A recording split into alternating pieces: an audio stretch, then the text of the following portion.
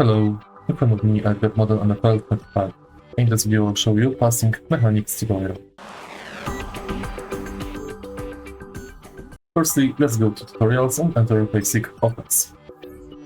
Go to passing mechanics. Here we go. And now, there are 4 ways to throw ball: bullet, lob, touch, and hard. The user can decide on how they want to throw the ball based on their situation of the play. In the beginning, let's use bullet class.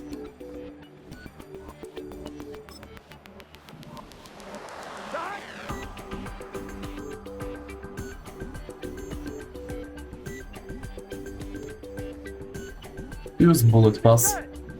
Press and hold a little bit longer the passing button. Now let's use lob.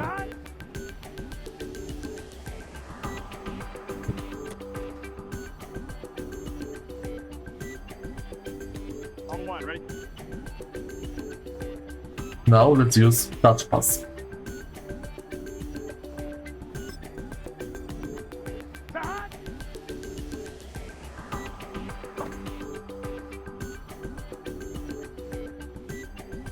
Here we go. In the end, let's use high pass. Press the receiver icon while holding LB to throw a high pass.